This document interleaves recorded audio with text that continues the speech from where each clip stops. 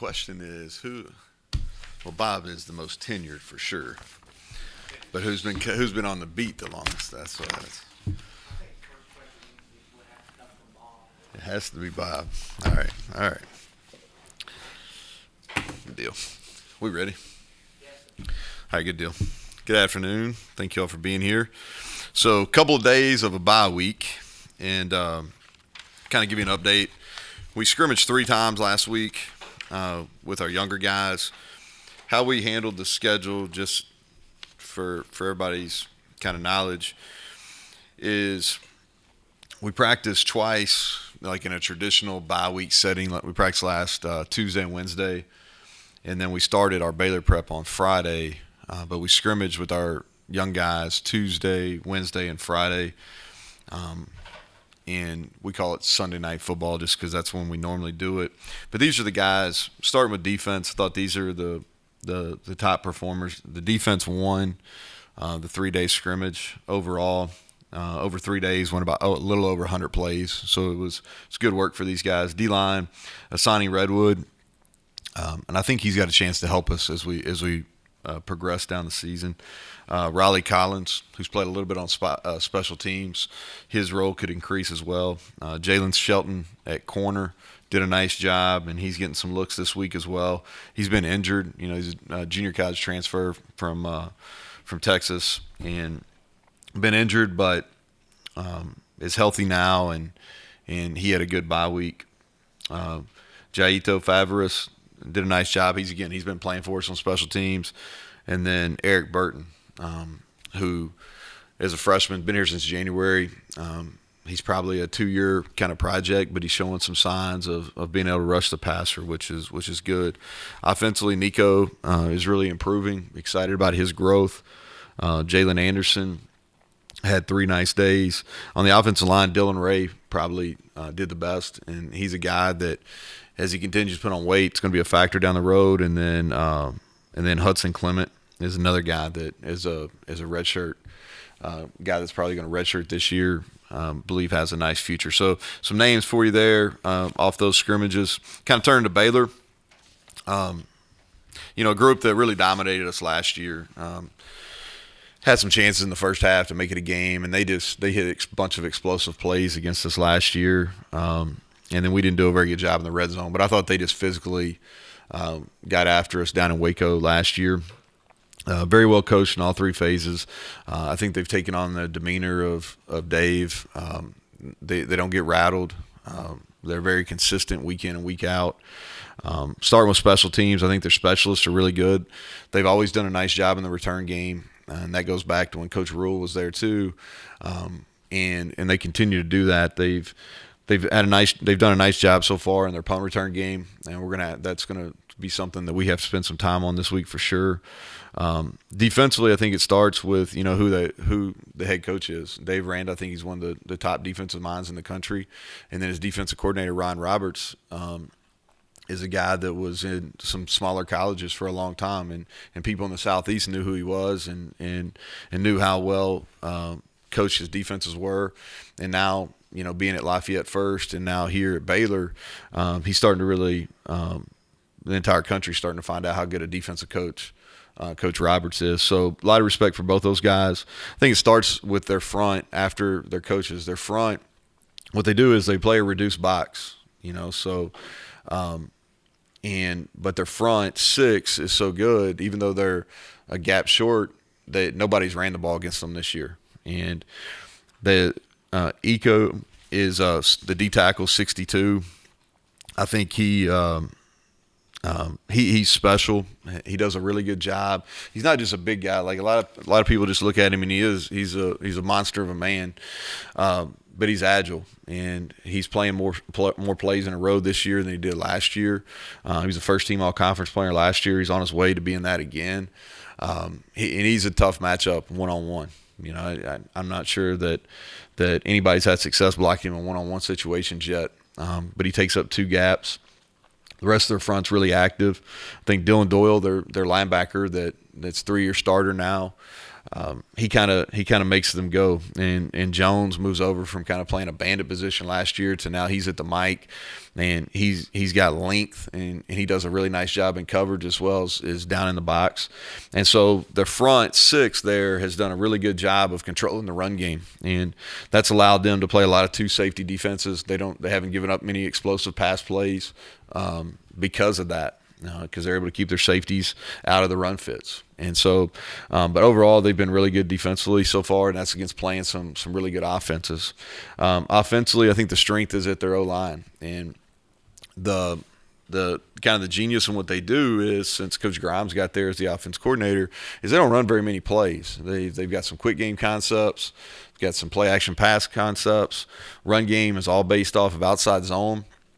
And what they do is they master these few plays that they run, and they do them with shifts, motions, formation in the boundary, unbalanced. They do it a bunch of different ways, but it's easy for them, and it's hard on the team defending them.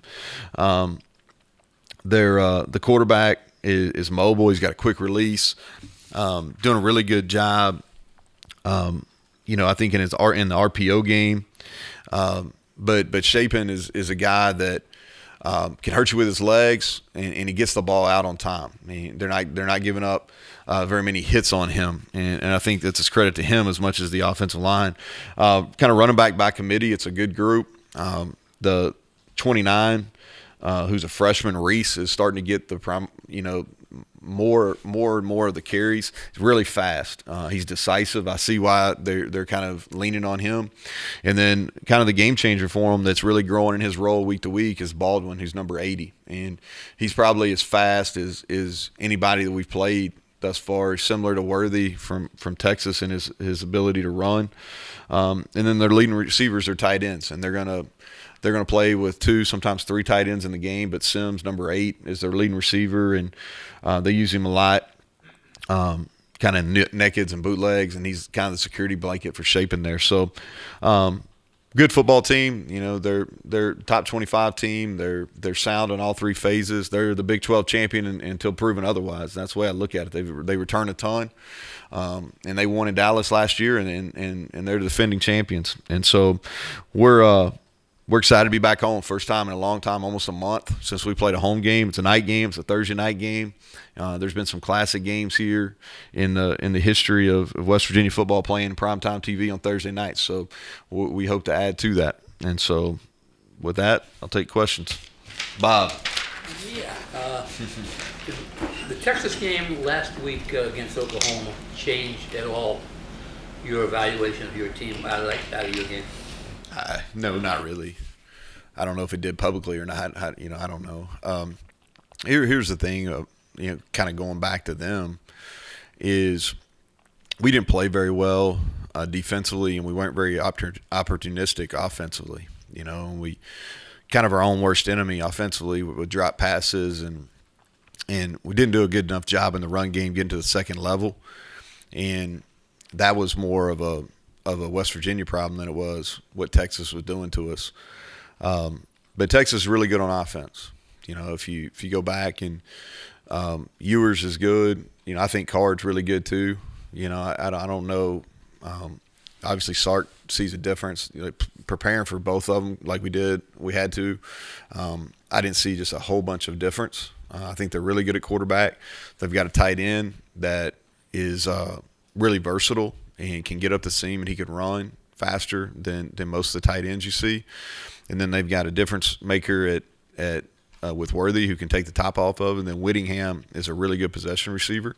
And then they go about three deep in the backfield, and they do a nice job of using Keelan Robinson, who's extremely fast in a bunch of different ways, and then Bijan Robinson. I think he's as good as any player in college football. And they've got an offensive line that's getting better each week. So they're stout offensively, to say the least, and their D line is going to give a lot of people issues. So I wasn't surprised in that outcome. People forget, they had Alabama beat. They managed to clock a little better than they win that game. And so I felt like it was a game we could win going down to Texas. I don't feel any different after the game. We just didn't play as well as we needed to do it. What is it about Baylor's defense? Is it simulated pressures? Is it who's coming or whatnot? What do they do that makes them so unique? Yeah, they've got really good answers.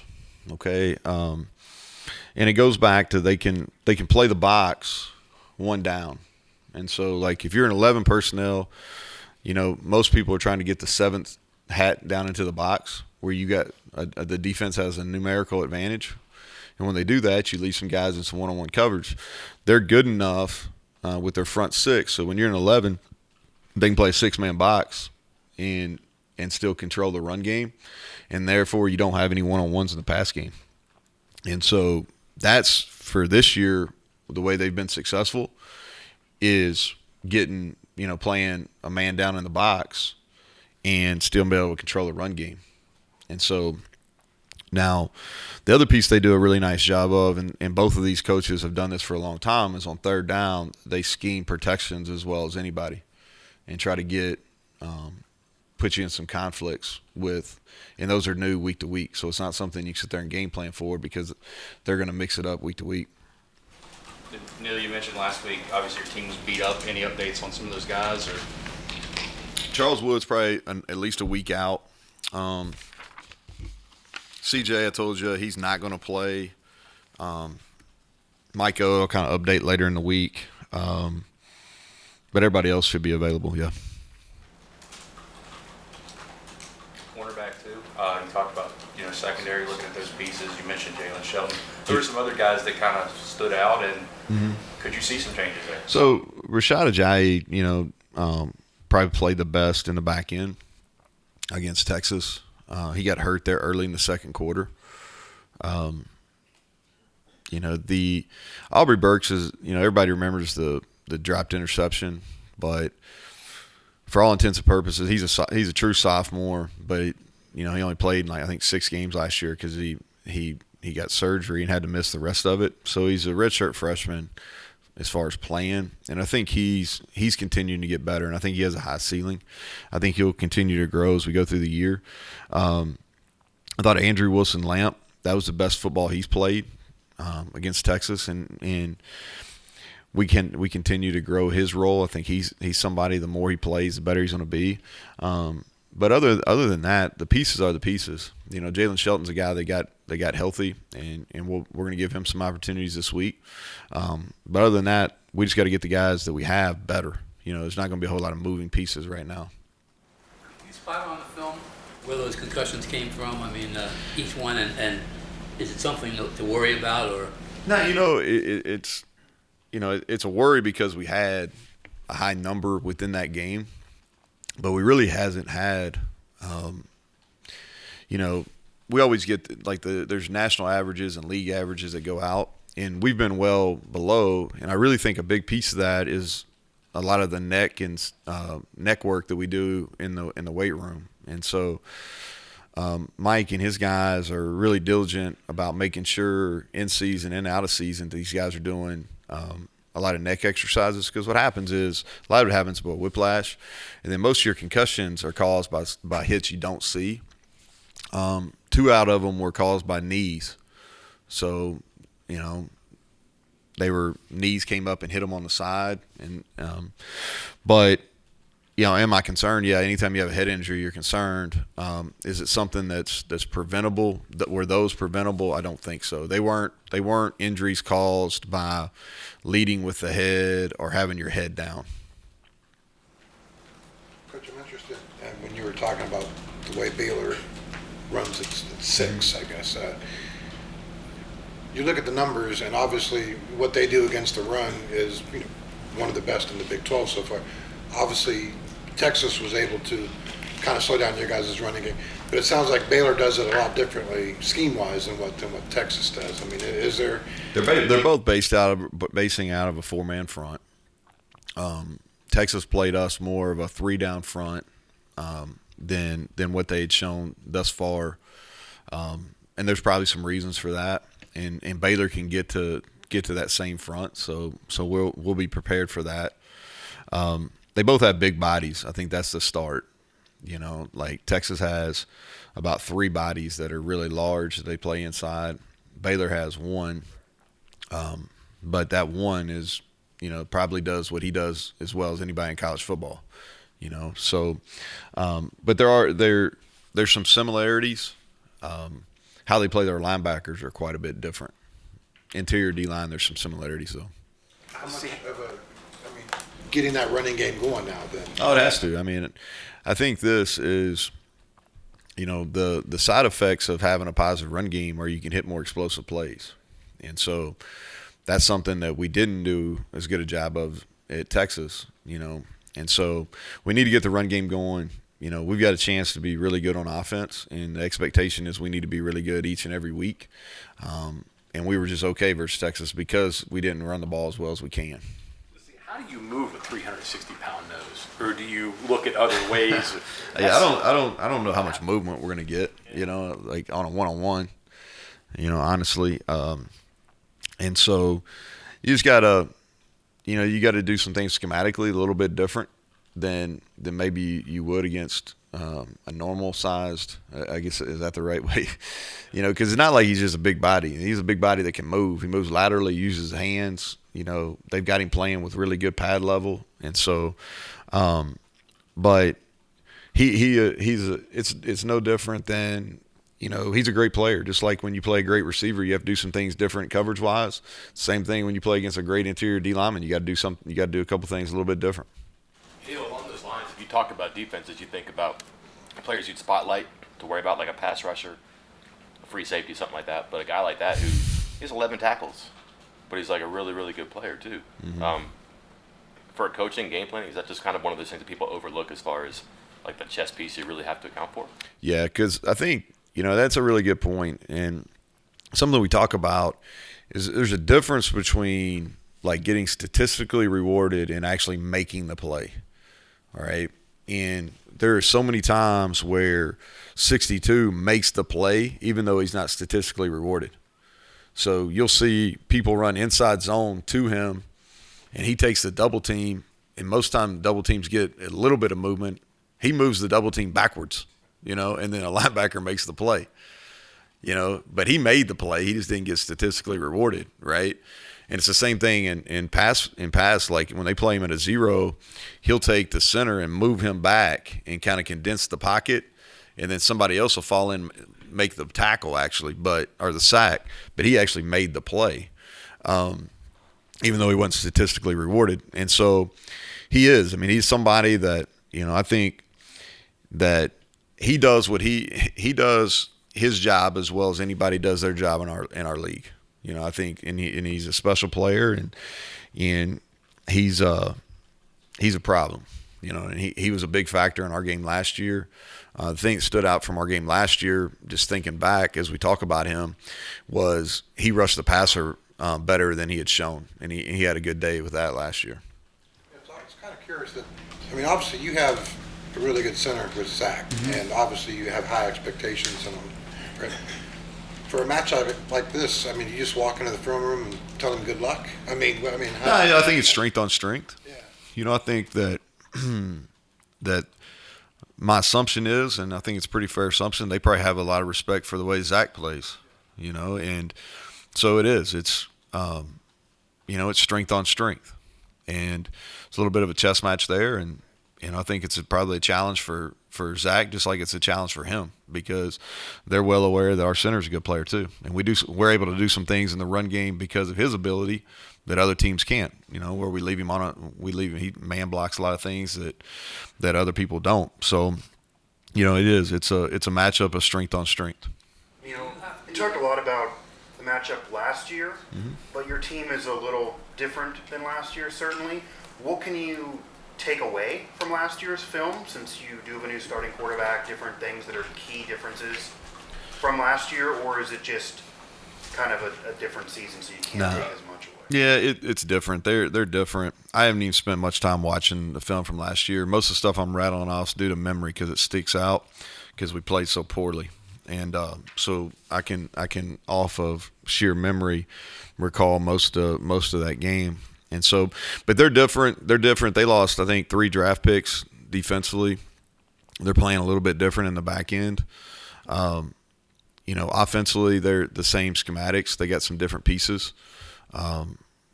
But, other than the fact that I thought they physically got after us last year, that's the takeaway from that game more than anything is they physically, both line of scrimmages, were the aggressor last year. How much does it change not having CJ? From a situational standpoint, it changes, Bob, like as far as how we're going to approach the running back rotation. That's probably the biggest thing because after game one where we were like, okay, the kid's a player, so we started using him situationally, and really his role was growing. He wasn't playing as well as he had against Texas. I think that was a little bit of fatigue. And so not that we wanted to create this break for him by any means, but I do think he'll come back even stronger because his body will feel better, overall due to the time off. But it will be a factor situationally for sure. Does it open the door? Taking on the demeanor of Orlando. What'd you describe his demeanor as? No, here's what I think. I think he's a guy that he's very true to himself. There's not a ton of highs or a ton of lows, looking at him from the outside. And I think he's consistent. And I think their football team has been really consistent in how they've played. Regardless if they're playing home or away, their level, I don't mean they've won every game, but their level of play has been very consistent in all three phases. And I think that's a credit to him. Going back to the CJ point, do you mean in terms of change, obviously it's going to change things, but is that more depth chart-wise and more opportunities maybe, or more schematics in terms of, Tony's talked a lot about how CJ, regardless of numbers, regardless of plays, has opened up space for him. So it impacts things more than just who is out there. No, I think what he does, he goes into it. We've been playing 3 running backs, and now we go into it, we're going to play 2.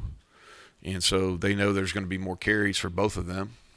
And then what I was saying from a situational standpoint, we were using CJ a lot on third downs because he's a great receiver too. And so now Justin and Tony will come back into that equation, and they'll do a good job. But that, from a situational standpoint, that's kind of what I was focusing on. Yeah, you mentioned Jalen earlier, but you just said 2 running backs. Yeah, he'll be the third. He'll be the third, but we'll go in with Justin and Tony. And then if we have an injury within the game, Jalen will be third. I know nothing about Mike yet, I understand, but tight end is kind of thin. I haven't had Victor, I don't think. Traylon, Brian, can you account for that at all if he doesn't? So Traylon has been practicing, and he really had a good fall camp. He's just been sitting there third, and we're not in a position where we play 3 tight ends. He had a couple bad luck. The drop versus Pitt, and he had a procedure penalty there. But he came in, and he played, I think, 14, 15 plays, something like that against Texas, and I thought he did a nice job. And there's some things that Traylon does better than the other 2, so it's really about, all right, molding some things that we're doing around what his strengths are when he's in the game. But we have confidence in him. He'll play, and I don't think our fans or anybody following us will really notice the difference when Traylon's in the game. Do you feel more confidence in the receivers in terms of the drop issues? Because that was a big focus in the Texas game. You mentioned it a lot. Obviously, you had a lot of time to work on it. There were scrimmages. Thoughts now? Yeah, you just got to make the play. We got to improve it fundamentally. I went through that whenever that last press conference was. I mean, those are fundamental issues. They're not hand-eye coordination issues. They're not. It's really about hand placement and tracking the football. And so our guys, they catch upwards almost 500 balls a week, within a game week. And you do the math, that's a pretty good amount, as far as, and that's in addition to whatever they're catching in practice. Those are on their own from the jugs machine and things like that. So the guys are putting in the work. They just got to do it under pressure situations. And really it's about performing the fundamental aspects of it within those pressure situations.